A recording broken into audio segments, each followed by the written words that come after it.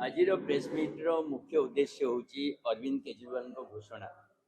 जे वर्तमान समय ओडिशा रे आम आदमी पार्टी जो विरोधी शून्यता देखा देइछि सेथिपई मजबूतीर सहित काम करिवो एवं केंद्रीय नेतृत्व से मार्गदर्शन करिवे। आसंता 24 तारिख दिन निजे राज्यसभा सदस्य संजय सिंह आसुचंती ओडिशा रे आम आदमी पार्टी रो नूतन जो संस्करण ताकू उद्घाटन करिवे से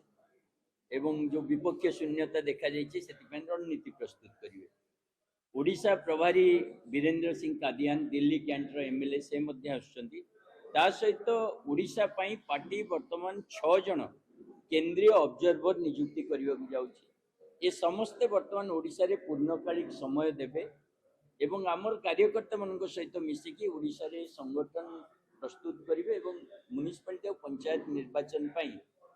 प्रार्थी चयन प्रक्रिया आरंभ हो। से 24 तारिख जो कार्यकर्ता सम्मेलन हो आज प्रेस माध्यम आम ओडिशावासी सामने रखुचु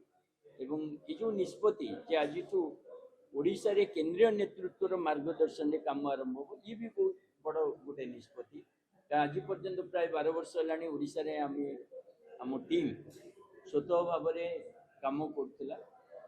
अरविंद केजरीवाल जो आकलन जे ओडिशा रे वर्तमान आम आदमी पार्टी राजनीति प्रकृष्ट समय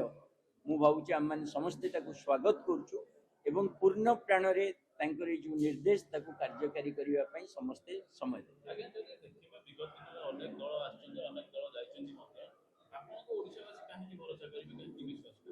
आम आदमी पार्टी रो जन्म गोटे भरोसा रे सृष्टि कारण ए पार्टी कौन राजनेता द्वारा सृष्टि करा जाएनी। देशर कॉमन मैन आपण परिका आम परिका लोक एकाठी होगी पार्टी तैयारी कर तेणु यार ताकत है साधारण जनता सेटा ही विश्वास दौर। अनेक पार्टी सृष्टि हुई किए कौन पॉलिटिकल पार्टी रू जदि पदवी न मिलला नाराज है पार्टी सृष्टि करे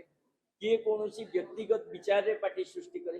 किंतु बोधे देशर प्रथम पार्टी जोटा साधारण लोक मैंने एकाठी होगी बिना राजनीतिक अभिज्ञता सृष्टि कर आम आदमी पार्टी आ मात्र 12 वर्ष भितर ये नेशनल पार्टी है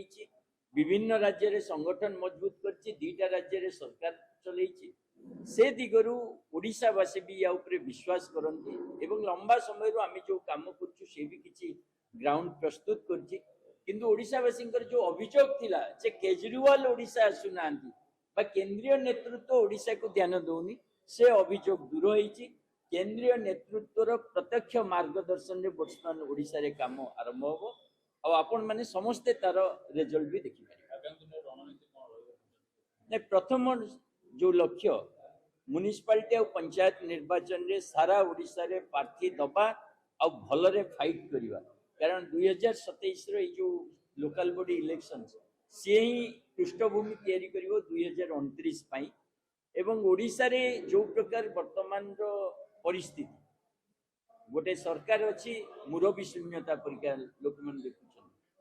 डेलीवरी कर लोक मान जो प्रतिश्रुति देला पूरण कर इवन ये सरकार को आनी लोक मैंने भी या नाराज और जो भाव राष्ट्रीय स्तर में भी मोदी जो इम्पैक्ट कमी तेल दर बढ़िया दरदाम बढ़िया साधारण लोकटे जीवन